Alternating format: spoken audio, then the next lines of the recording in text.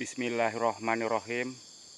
Assalamualaikum warahmatullahi wabarakatuh. Pemirsa sahabat porang,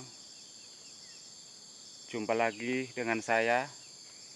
Kali ini saya sedang berada di lahan porang milik saya ya.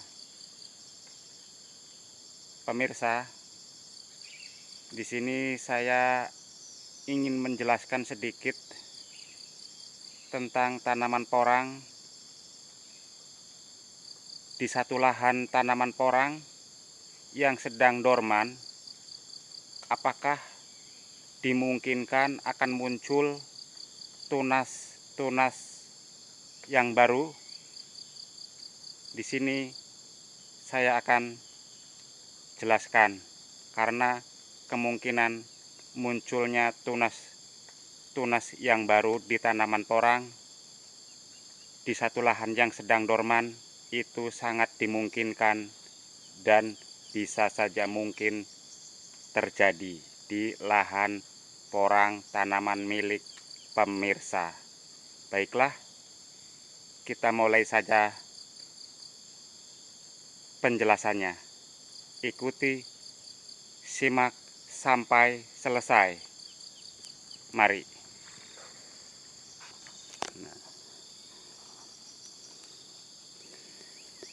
Pemirsa sahabat porang, di sini tanaman porang milik saya ini rata-rata sudah dorman ya. Bahkan kataknya sudah sangat banyak sekali yang telah saya kumpulkan ya, telah saya peroleh dan sudah masuk ke dalam gudang pengepulan katak ya. Namun di sini bukan masalah kataknya yang akan saya uraikan atau akan saya jelaskan ya. Namun di sini saya akan menjelaskan tentang tumbuhnya tunas-tunas tanaman porang yang baru ya, namun berada di lahan porang yang sedang dorman, begitu kira-kira. Nah pemirsa, di lahan porang saya ini banyak muncul tunas porang yang baru. Mengapa? Dan mungkin hal ini juga pernah terjadi atau bahkan sedang terjadi di lahan porang milik para sahabat semuanya ya. Nah baiklah, mengapa hal itu bisa terjadi? Ini penjelasannya yang mungkin para pemula belum tahu ya. Di sini saya bukan hendak menggurui ya, tapi ini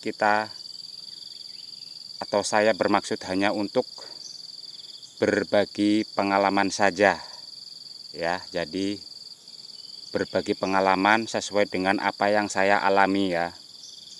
Di lahan porang milik saya ini sebagian besar sudah dorman ya, namun masih muncul tunas-tunas porang yang baru. Mengapa? Nah ini dia sahabatku, kenapa di lahan porang milik saya ini sebagian sudah dorman namun sebagian belum. Karena begini, karena ini bibitnya saya tanam dari umbi ya, dan ketika saya tanam itu si umbinya ini ada yang sudah muncul tunas, ada juga yang belum muncul tunas namun tetap saya tanam ya, sehingga kejadiannya seperti ini ya. Yang saya tanam waktu itu sudah muncul tunas, ia akan lebih cepat tumbuh ya, sehingga ya setelah 7 bulan kemudian dia akan lebih dulu dorman ya. Sedangkan yang waktu saya tanam itu dulu belum keluar tunas, ia akan mengalami keterlambatan pertumbuhan ya, sehingga pada saat yang lain sudah dorman, yang waktu saya tanam itu belum keluar tunas sudah 7 bulan kemudian pun belum dorman ya. Sehingga bisa dilihat di sini, ini tunas pertamanya ya. Tunas pertamanya sekecil ini ya. Ini ia belum dorman ya. Baru mulai mau rebahan ya. Sedangkan tunas yang keduanya pun ini masih segar ya. Masih segar ya. Bahkan kataknya pun masih sangat muda ini ya. Apalagi tunas yang ketiga ini ya. Ini tunas yang ketiga ya. Tunas yang ketiga, ini tunas yang keempat ya. Tunas yang keempat. Jadi ini ada 4 tunas ya. Dalam satu umbi porang ada 4 tunas ya. Dalam satu umbi porang ada 4 tunas ya. Sedangkan yang lainnya sudah dorman ya. Karena ketika saya tanam, umbinya itu sudah muncul tunas ya, sehingga ia lebih cepat tumbuh, lebih cepat besar, dan lebih cepat dorman ya. Sedangkan yang ketika saya tanam itu dulunya belum keluar tunas umbinya, ia mengalami keterlambatan dalam masa pertumbuhan, sehingga di bulan yang ke-7 ini pun ia belum dorman ya, belum dorman ya. Bahkan muncul 4 tunas ya. Nah, seperti itu ya. Faktor yang kedua menurut saya dalam satu lahan, mengapa yang lainnya sudah dorman namun ada juga yang masih muncul tunas ya. Faktor yang kedua adalah adanya jeda masa penanaman ya, walaupun satu lahan. Dalam artian begini, dalam satu lahan dimungkinkan, dan ini yang saya alami, yaitu begini ya. Dalam satu lahan itu saya menanam porang tidak selesai dalam 1 hari ya. Jadi ada jeda waktu. Misalkan dalam 1 hektar ini saya selesai menanam porang sekitar 1.000 ya. 1.000 di minggu ini. Nah, setelah itu kita istirahat dulu ya, ada jeda waktu. Baru beberapa minggu kemudian kita melakukan penanaman kembali. Nah, seperti itu. Jadi jeda waktu itu pun mempengaruhi tumbuh kembangnya satu tanaman porang di satu lahan ya. Begitu. Apalagi kalau ada jeda waktu sekitar 2 minggu atau 3 minggu, bahkan 1 bulan. Nah, seperti itu pemirsa ya. Seperti di lahan tanaman porang milik saya ini ada jeda waktu ya. Ada yang jeda waktunya seminggu, 2 minggu, bahkan ada yang sebulan. Ya. Jadi itulah mengapa dalam satu lahan ya, ada yang sudah dorman, ada juga yang masih muncul tunas yang baru ya. Seperti di lahan porang milik saya ini. Di lahan milik saya ini banyak yang muncul tunas-tunas yang baru ya, karena memang adanya jeda waktu masa penanaman. Ada yang jeda waktunya 2 minggu, bahkan ada yang jeda waktunya sampai 1 bulan. Seperti itu ya pemirsa. Nah, bahkan di sini saya melihat ya, ada yang baru muncul tunas kedua ini ya. ada yang baru muncul tunas kedua seperti ini ya. Ini sangat banyak sekali ya. Ini ya pemirsa ya, ini tunas pertama ya. Tunas pertama ini ya. Ini baru muncul tunas yang kedua, ini masih pendek sekali ya. Ini ya. Tunas keduanya masih pendek sekali ini. Ini tunas pertama ini ya. Ini tunas yang kedua. Padahal yang lainnya sudah dorman. Sudah dorman. Dan penjelasannya seperti tadi. Karena adanya jeda waktu ya.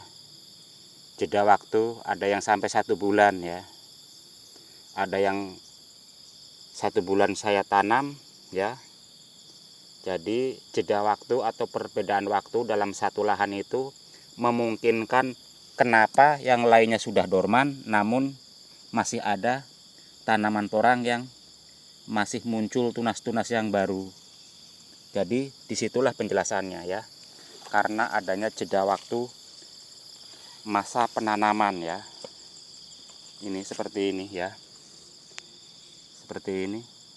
Masih munculnya tunas-tunas baru ya. Padahal yang lainnya sudah dorman. Ya. Dalam satu lahan ya. Dalam satu lahan yang lainnya sudah dorman tapi masih banyak pohon porang yang tumbuh tunas-tunas baru ya. Seperti itu penjelasannya pemirsa ya. Ini di lahan porang milik saya ini ya, rata-rata saya tanam di bulan 10 tahun 2020 ya. Sekarang tanggal 31 bulan 3 tahun 2021 ya. Artinya sudah berapa bulan ini? Sudah sekitar 7 bulanan ya, atau hampir menginjak ke ya benar 7 bulan lah kurang lebihnya.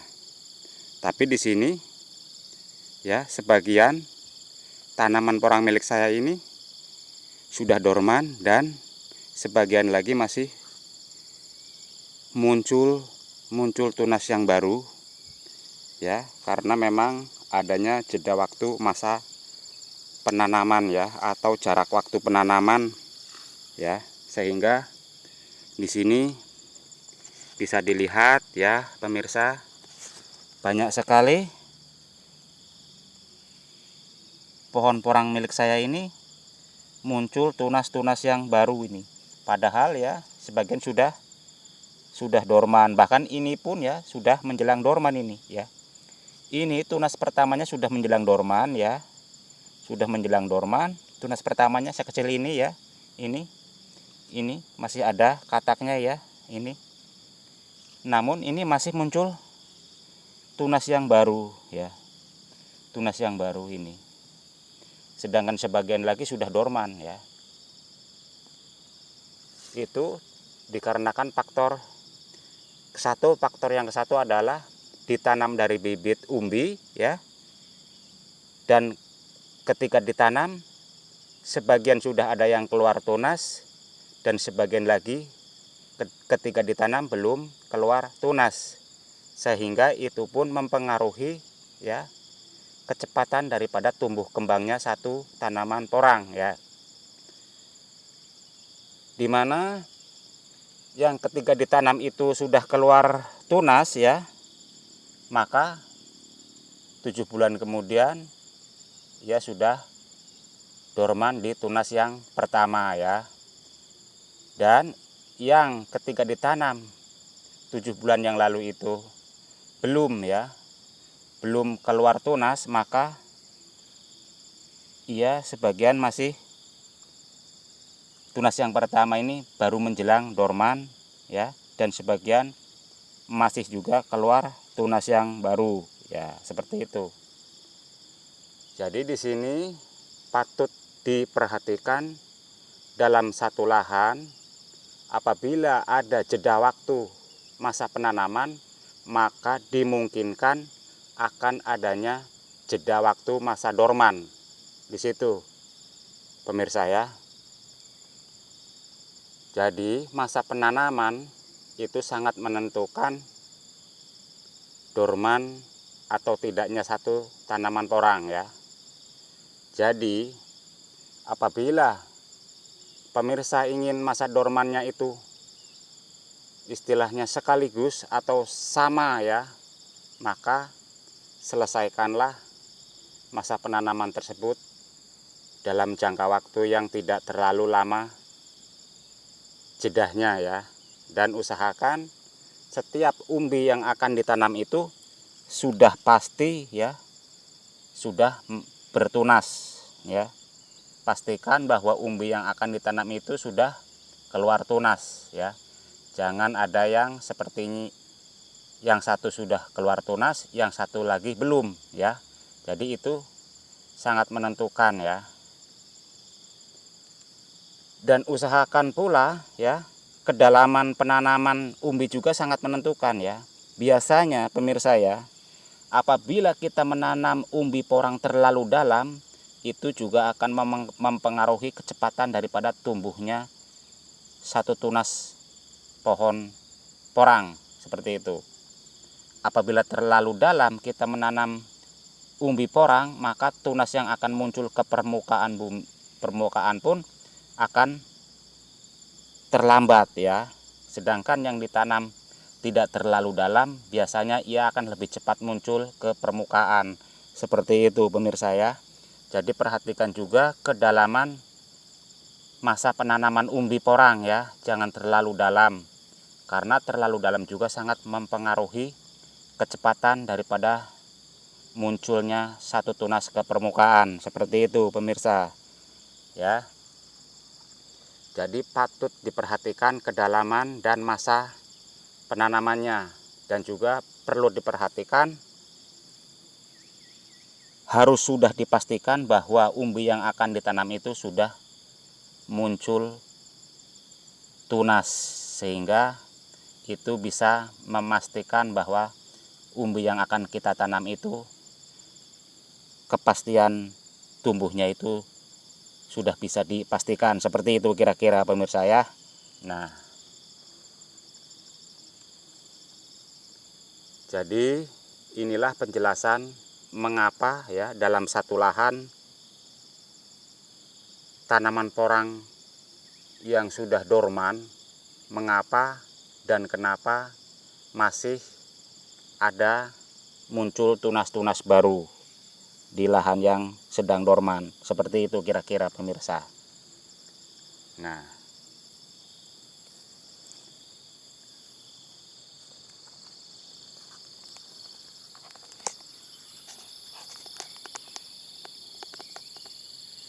seperti itu pemirsa ya. Jadi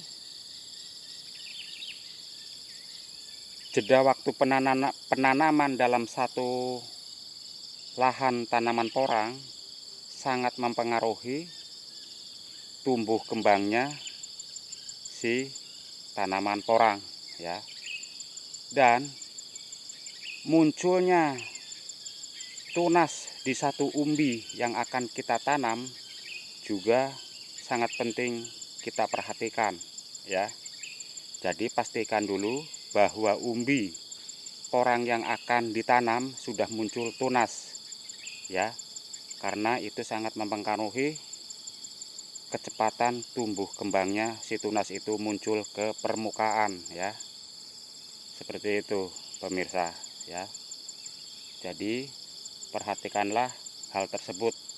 Apabila pemirsa ingin tanaman porangnya panen dalam sekaligus serentak, maka perhatikan hal-hal tersebut. Seperti pastikan bahwa umbi yang akan kita tanam itu sudah muncul tunas ya. Dan pastikan jeda waktu penanamannya jangan terlalu lama ya, sehingga nanti masa panen kataknya pun akan serentak. Begitu pula panen umbinya juga akan serentak ya, seperti itu. Lain lagi apabila pemirsa ingin adanya jeda waktu masa panen. Hal tersebut bisa diabaikan. Seperti itu pemirsa ya. Nah pemirsa, semoga penjelasan saya ya ini bisa bermanfaat, dan semoga ini semuanya bisa dijadikan satu bahan pertimbangan apabila kita akan melakukan penanaman umbi porang ya pemirsa.